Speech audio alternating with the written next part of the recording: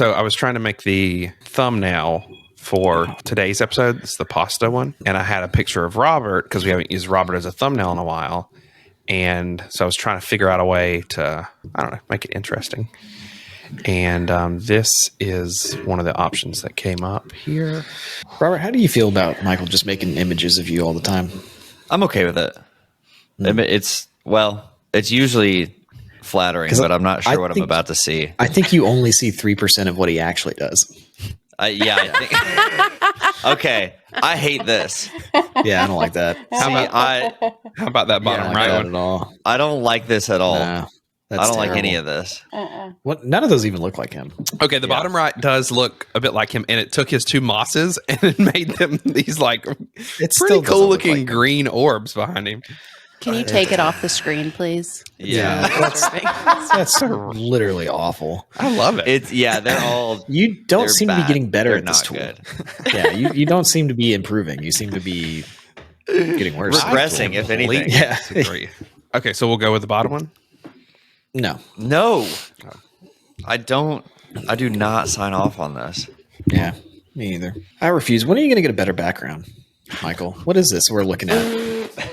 This is your full-time Whenever job. he figures out how to use Midjourney and make some art he's okay with. Yeah, maybe you're spending time on the wrong things. You ever think No, about that? let me kind of walk you through the trouble. So we have a 3-bedroom home. This is a bed we've had for a while that we don't really care about anymore, but it's what we have. I thought about getting a sofa bed, which, you can get a decently comfortable one, but then I got to thinking but it's not really comfortable. Do I really want our guests sleeping on like a sofa bed? So I thought, what if instead of that, I just get a sofa?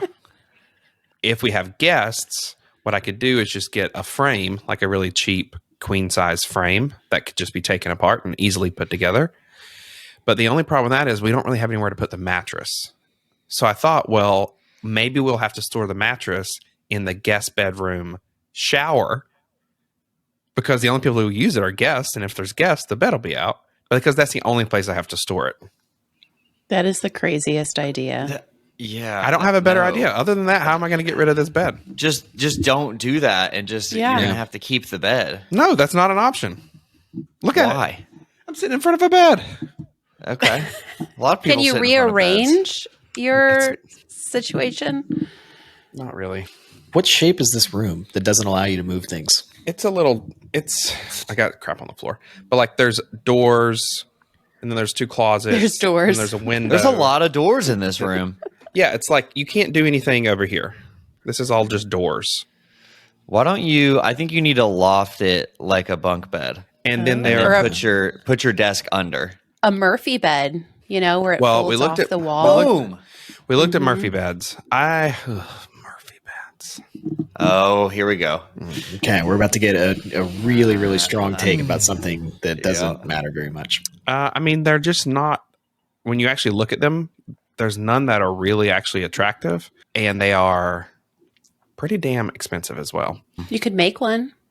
Yeah. I've looked at making ones. Those, I don't know that would be much better looking, because I want them to be kind of simple. Like I'm not trying to highlight it. I just want it to kind of fit.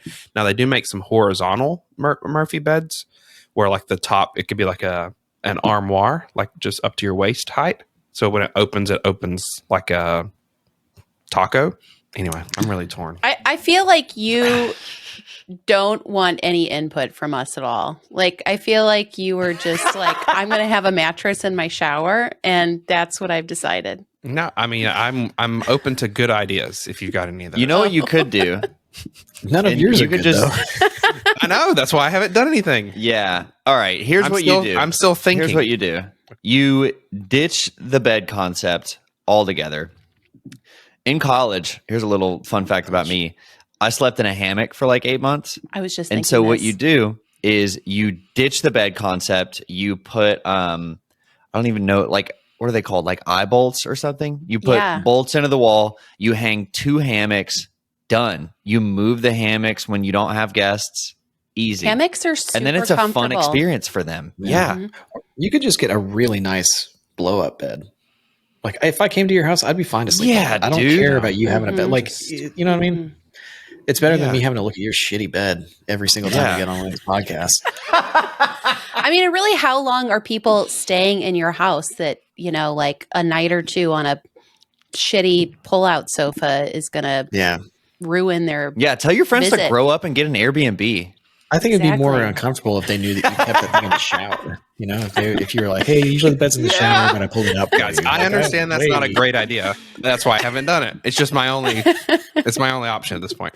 Yeah. If you did the hammock thing, you could get some like fiddly fig trees to put in the room and some like monsteras, and it could feel like a jungle experience. Yeah, we're not doing the hammock. I have self-respect. Yes! But I do think that the best option would be if we were to create a company that sold sofa beds that folded out into platforms without the thin little camper mattress that you could then just put a good mattress on. This seems like we need to have a conversation about priorities. Like, how often do you have guests stay over at your house versus how often do you record this podcast? Yeah. Oh, that's a really good point. It's a 20-to-1 kind of ratio. And you get this is like work that you do. This is part of your job, Like having guest over is optional. I don't know who your guests are, but I think they need to get over it. This is actually why I pay you. This right here. I really care. I really care about the experience that the guests have at my home. I didn't serve you frosted flakes when you came over, Ariel. No. I was That's the equivalent, recently a guest. A hammock is the equivalent of frosted flakes. No, not if you make it an experience. Then you could have like a sound machine with rainforest noises. Rainforest noises would be. Yep. No, let me tell you though about visiting Michael's house though. He put labels on all the cups. Apparently he was up the night before antagonizing over these labels. It was very cute. He also had a Ron DeSantos book just sitting out on a table. Oh, you noticed that, did you? I did. I was like, ooh, I see that one. But it was lovely. It was delicious food. So the Freedom Blueprint. And drinks. What did you all have? What did you all eat? What did Michael make for you? Craggy sausage. No, there was no Craggy sausage. Vegetarian child involved. Mm-hmm. Oh. Mm-hmm. Who loved the quiche. He made a mushroom quiche. And Abe's been talking about it for days. A delicious overnight French toast and some fresh fruit. And then bellinis. Mm-hmm. What's that? What is in a bellini? What's the difference between a bellini and a mimosa? And a balloon. They're similar. Okay. It's just sparkling wine and fruit juice. I think we had grapefruit and mango. Mango? Yep. Oh. And then we had sparkly water for the kids with like flavor drops. It was very good. If I ever visit you, I don't want any of that. I just want like Pizza Hut and. It was 11 o'clock in the morning. I don't know if Pizza Hut's open. If I visit you, I want cornflakes and to sleep on the floor in your office. Yeah. Robert, I can accommodate that for you. Come on now. No, what was crazy though is for listeners of this podcast is Declan, Ariel's husband, was in my house for like 2.5 hours and no twerking occured. Which is a real missed opportunity. Statistically improbable. Improbable. Was it a thing where like, did you guys like make eye contact and you could tell that you were each thinking about it, but you thought better of the situation? Booty started shaking a little bit. You felt a twitch in your butt. Yeah. Oh my God. The word you started tingling a little bit. The word dumper didn't come up until they were leaving the driveway. So I just felt like the door wasn't opened early enough. Oh. Did you visit with Tom yesterday? I'm having drinks with Tom tonight. Well, let's talk about that for a second. Why don't y'all give me some fodder for conversation and like what should if you didn't know, Tom is our web developer. I don't know what you should talk about on firefighting. Tom's been on this site. He's been on one time. Yeah, talk about meatballs. I'd like to hear like some of the random things that Tom has quantified recently. Because I feel like we've had conversations before where Tom is like, yeah, price on coffee dropped by $2.95, and now I get to save 17% on my coffee per month. It's like, how do you keep track of that? So I'd like to hear about that. Yeah. Yeah, I don't know. He's staying at Disney, so we got to pick up a place around there. Well, I have a questionable decision, guys. If you want to get into that a little bit. Do you? I do. Okay. Yeah. So have you guys been in weddings before, like part of a wedding party? So yeah, one thing, I don't know exactly where you're going to be going, but Yeah. I do know, especially in more, I don't know, people who are more affluent or I don't know, just different people than my friends. I see them doing some wild things when they are a part of a bridal party, and spending a lot of money. This is something I saw someone, they got engaged. They like took pictures at the beach, and then they flew to like South America and took pictures in the jungle, and flew to Europe and took pictures there. And they took their photographer with them for their engagement shoot.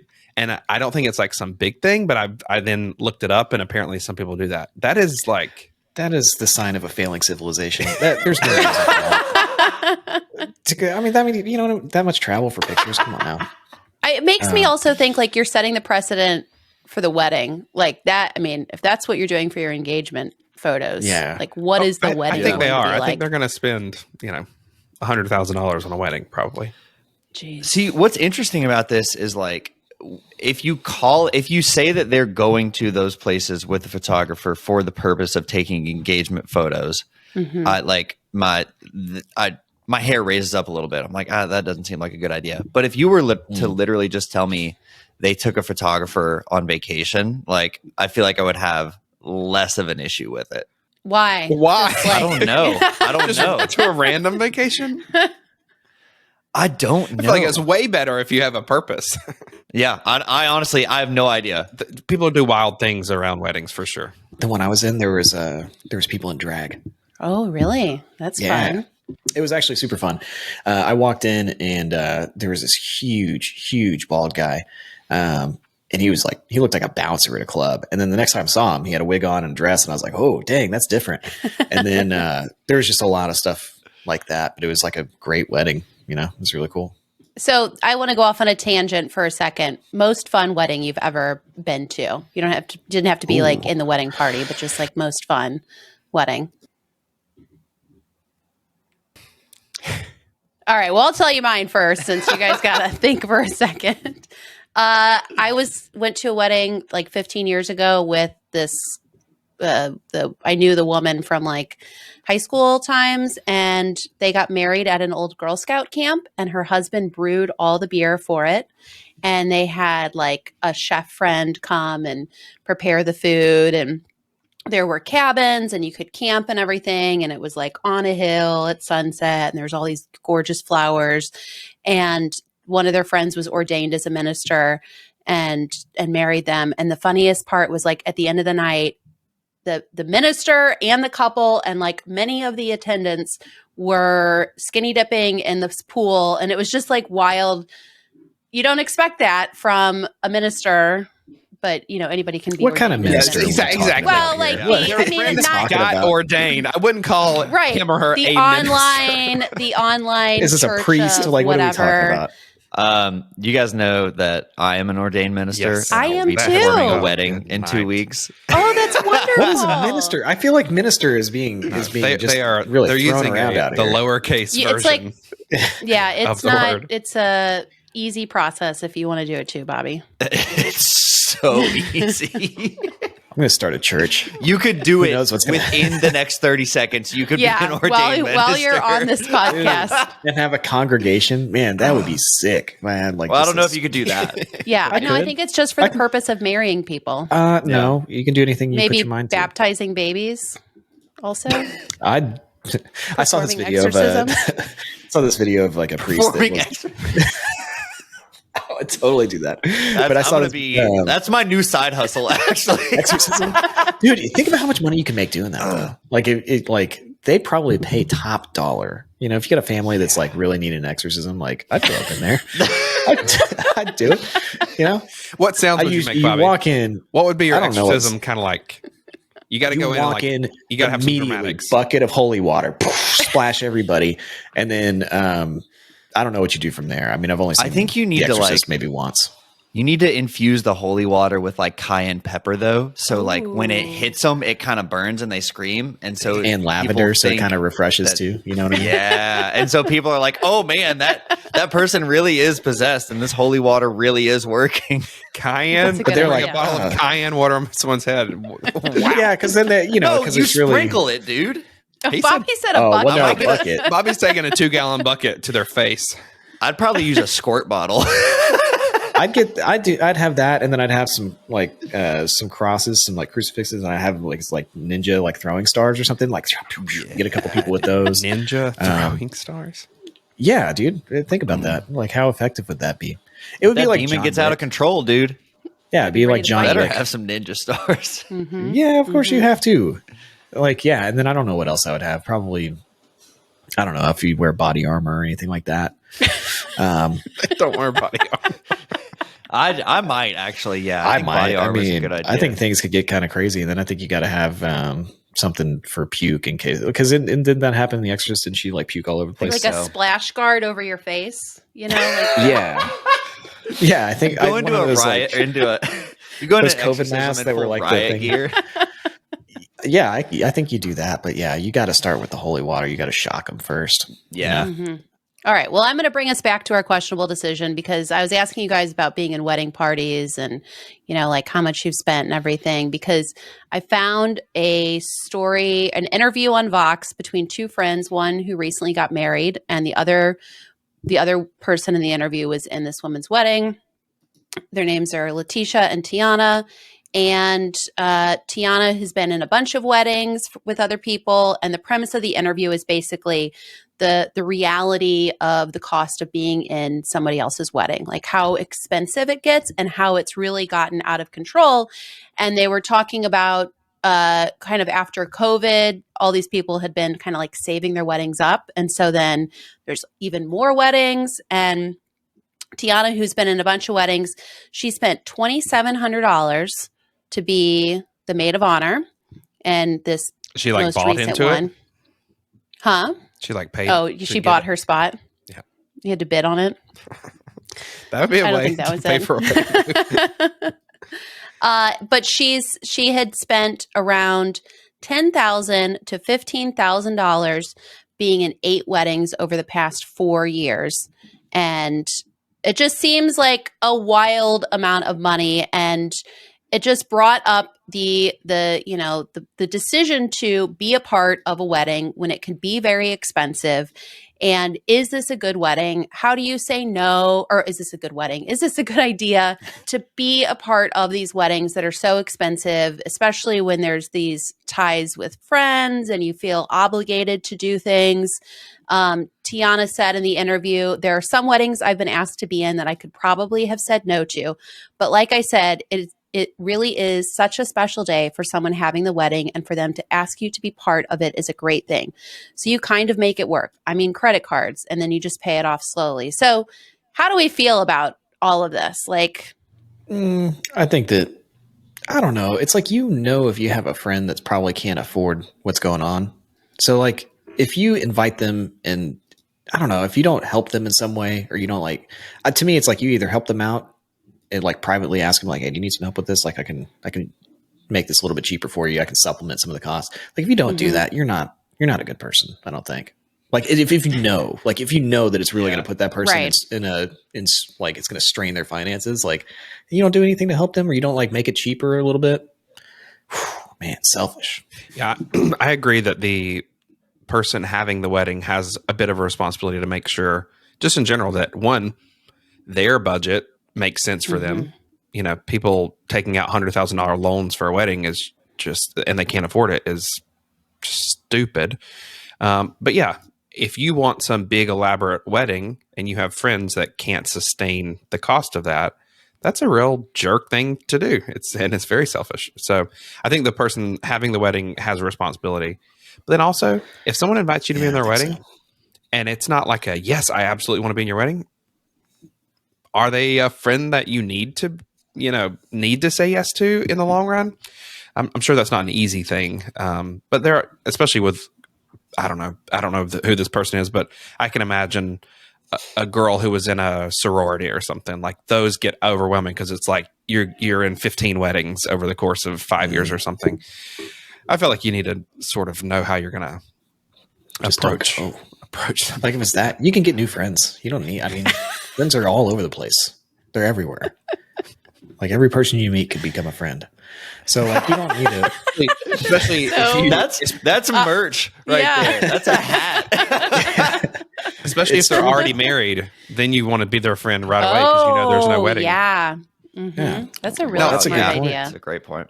Mm-hmm. Yeah. Now I don't know. Weddings aren't that great. You shouldn't spend that much. I don't know. money. I like it. I like a good wedding, and sure, but then they're not. But all like, great. it's not the best day. It's not the most magic. I don't know. Yeah. It's a great day, but it's more. You shouldn't be spending $100,000 on stuff, and like I don't know. You can if you want. Like if you can afford that, fine. You know, do whatever you want. But it's just like it's not. It's a day. It's a party. You know, it's like a fun party. So I just don't think it's that serious, or it should be that serious. I don't know. And I feel like 95% of weddings are the same. You know, I think there are a they're all small similar. minority that are like there's something that's really unique and compelling about them. But for the most part, it's like a wedding is a wedding is a wedding. The food's not always great, you know, either. There's two things about weddings that drive me nuts. People that do weddings outside in the summer, especially in like Texas, that is a huge thing. People do those in June all the time. It's like, what is wrong with you? Like, why are you doing that? It's like the worst time to do a wedding. I always think it's the worst, but especially if they're not dialing back their dress code and they still expect you to be in a suit. That's like, that's I mean, ridiculous. I'm in Florida, and there's freaking June and August weddings that I've been to. Even in a suit May and tie, is a little like bit dying. Because I've been to those May ones, and they're like, you're sitting outside. It's like, why did this person do this? Like, what are we doing? What are we doing? They're like, they look terrible up there too. They're sweating through, like their makeup's running down, and like the guy looks awful. Like everybody's uncomfortable, and they know it. And then the people that do cash bars, I have a real thing about this. Like, I'm not a fan of cash bars. I mean, if you have to do it, you have to do it. But like, I don't know, if everybody's wearing like really fancy tuxes and dresses and stuff, and like you skimped on the cash bar, like you did cash bar, like. Everybody wants to go to the wedding for the free drinks. Like that's why people are there. They're not there for all the opulent shit, the flowers and all that stuff. Like cut back on that and give people the drinks. Yeah. Even if it's like cash, well type stuff, that's even fine. Like I've been, that's fine. Yeah. I see the Kentucky Gentleman or whatever, like bottle that I could, like from Restaurant Depot. I'm like, you know, it doesn't make you feel the best to see it, but at least I'm not having to like, you know, break out money to pay for a wedding. It's free. Yeah. If I've got to pay $7 for a Jack and Coke at your wedding, like what are we doing? It's ridiculous. We had like 2 or 3 kegs at our wedding, and that was it. And it was like, and that's fine. Here you go. Right. You know, even this is what you're going to get. There are economical ways to do it, even if it is something like that. Yes. Yes, absolutely. There's always a way. But if I go there and there's a cash bar, and then I look at your flowers, and you got flowers all over the place, like. I was at a wedding a couple years ago, and I feel like this has become like more of a thing within the past few years, but it was like, I don't know, 10 or 11 p.m. in the reception. And then all the servers came out with like crystal, like mini hamburgers. And it was just the best surprise. We were at a wedding recently where at like 10:30, they brought out McDonald's French fries in little ketchup holders, and so you're on the dance floor and they're like handing out French fries and ketchup. Oh man, that's great. That's what I'm saying. Like flowers are fine, but like don't have these elaborate like crazy centerpieces, and then you've got like a cash bar. Yeah, and, like, I agree with the elaborate part of it. I mean, that was really the questionable decision. It's questionable. Like, it's questionable. Yeah, how do we feel about it? Like asking, basically, you know, being in a wedding party, having to pay upwards of $1,000+ to be in a wedding party, when you might have to rely on credit cards. So I think there's really 2 sides to this. Is it a questionable decision to agree to be involved in these weddings? And is it a questionable decision to be the bride or groom and expecting your friends to come up with the funds to be part of that special day? It's not the person's fault. If you're the person in the party, it's not your fault. You're the victim of a bad friend. I think that is exactly right. That if it's your wedding, you have a responsibility to make sure that it's manageable and you're not overtaxing someone. And a lot of people don't care about that. It just matters the kind of wedding that they want. But I do think the primary responsibility is definitely with the person whose wedding it is. But the other thing is you have to be realistic. If you have a friend who asks you to be in their wedding and you say no, you are likely sort of saying or setting yourself up to not be as close of friends with that person anymore. It's going to cause a rift, but maybe that's a good thing. Maybe if it's just a college friend, you can say, no, thank you, or I can't. And there's going to be repercussions from that, right? Like there's no way you can say that and they're like, okay, great. And you remain great friends for the rest of your life. Well, if you tell them why, though, I think whether to be in it or not is like, I think you have to put that through like a hell yes or a no filter. And like, if it's not a hell yes, it's a no. And I think, yeah, like if it's because of the money, I think you can straight up tell someone that, be like, hey, like, sorry, I would love to be in this, but like financially, it would just put me in a bad position. So I'm going to have to say, no, I'm sorry about that. Yeah. That's reasonable. Yeah. Just say, I think your wedding is a sham and I refuse to be a part of this. I see no value in this wedding. Josh cheated on you back in college. Oh, gosh. Ariel, if you know that, maybe you should tell him. God. He doesn't even love you. I would be in your wedding, but I don't think it's going to last. What's the point? We're just going to do another one in 5 years. Yeah, I'll be in your next wedding. These are terrible things to say to a friend. Give me an opportunity to save some money. But what are you spending money on? Because there's the clothing, maybe you're a dress or a tux. There's the bachelor party and the pre-events. There's what else? Often travel, if you've got a friend that lives somewhere because maybe you could say, you know what, I could be in it, but I don't know that I could, if you're doing a big bachelorette party or something, say, I don't know that I could swing that. But maybe you could even kind of parse it up and say, I can't afford X and Y, but I'd be happy to, be there for when I can, if you're interested. That seems reasonable. Because I do think if you tell someone, no, I will not be in your wedding, even if it's for financial, there's going to be a rift in the relationship and you probably won't remain, I think it's sort of, it's denying someone being a part of someone's, Yeah, but I think like if you tell them very clearly, like it's because of finances, then that's sort of like their decision in a way of like, okay, how bad do I want this person in my wedding? Sure. But I guess that's what I'm saying is parsing it out and saying, maybe I can do this. Trying to find a way would probably be a nicer transition than saying, no, I cannot afford it. Maybe you say, I don't know if I can afford all of it, but maybe I'd be happy to be there on the day. And if you do something local or something.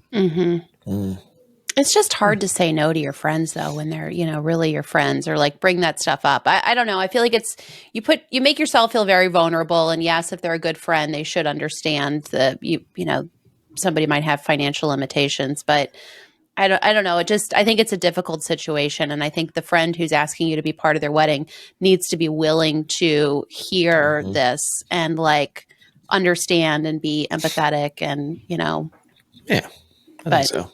Just have less friends. Be friends with good people. There you go. But less friends, good people. I was thinking about this. Only married friends. After the holy water, you bust in that door, you splash with that holy water, and they get that the cayenne and then the lavender. Like, oh damn! That's right. Throw those nunchucks. I would open up the Bible to that part of where it's just names forever. It's like just name after name. It's like this family, and I would bore the shit out of them, and then that's how you get it out. That's how you. I think that's the technical way to do it. That's how you get the demon out. I feel like this would be a good skit at Michael's wedding. Yes. This would have been the skit. Oh, dude, I would do that. Renew your vows, please, because I would love to be there and perform that. Will you use the real cayenne water? Yeah, of course. Gosh. I feel like I'd want some bagpipe background music. I think you have to. Oh, I think you can do your exorcism with one single bagpipe. Yeah, I would do that with single bagpipe, and then I would just in the pauses where they're having to blow the bag back up, I'd like read the names. Abe, son of whoever, Bobby. son of Jonah. Someone hires you to be an exorcist. There's someone possessed with a demon. You just bust in the front door with that bagpipe going. I don't play the bagpipes. I'm a drummer, but like, where does someone search for an exorcist? Where does somebody what? I'm going to look on Craigslist and see if I can find anything. Oh, dude. Well, I mean, that's fine. If you don't want to use my services, you can look for somebody else. Well, I'm just. Well, you're not saying, actually like, a minister yet, so why would we Yeah, trust and you? I you am. become. Yeah, that's true. Okay. God, I'm so motivated. Oh my God, Mike Signorelli cast out demons. Cast See, them I've out. got Cast them I've out. got Oh nothing no, wait a here in second. Nashville. Hold on. Powerfulexorcist.com. Evil Yes. entity possession removal. Get rid of demonic oppression, ghost possession, negative Yes. spirits. Was that powerful exorcist? Powerfulexorcist.com. Hey, see if You don't want a weak one. See if that's for sure. weakexorcist.com is available. Yeah. Oh yeah, you do want the power. You want them coming in Short. hot. You could do short exorcism spells, chants, prayers, and rites. No, I think you've. I want I the want long full service. one. Yeah, with full service. You don't want to skimp on that. Yeah, I don't. Here's a review. My friend was in dire need of an exorcism. He was Boom. demon possessed and spreading hate, hurt, and anger to the neighbors. Yeah, He said That's how they do your it. friend. It would have been dangerous if he continued to stay possessed. Something has changed. Him. I made a call to this deliverance priest, and he looked very confident in addressing problems. He told me to call after 24 hours. To my surprise, my friend was all right. I do not know how to thank this miracle man. Pay that man. That's how you thank him. Yeah, Another one, that's a I have hero. experienced severe demon attacks for over 5 years. It's rough. Sorry, this is, a tangent. Michael, would you This agree, is since you don't think amazing. that, I know that you don't think teachers or firefighters are heroes, would you agree that an exorcist professional is a hero? Yeah. They take care of the demons. Yeah, Okay, cool. I would agree. I think they're also heroes. Yeah, I think so, called too. him in October 22nd for help removing demonic entities from my apartment that are influencing my girlfriend and myself. He did a miraculous job in just a single day. Appreciate Boom. his help. I bet though, imagine you're the type of person who like hired the exorcist for that. You have to feel such relief at the end of that day. Yeah, you know, you feel so good. That's like the best money you've ever spent. Oh, thank you. Yeah. Thank you for listening to the Questionable Decisions podcast. If you have a questionable decision that you would like us to discuss, you can text us. We have a phone number in the show notes. We also have a fantastic email list that we would love for you to join. The link to that is also going to be in the show notes, and we will be back next week. Talk to you then. Bye. Bye. Bye. Bye. Bye, y'all. Bye. See ya.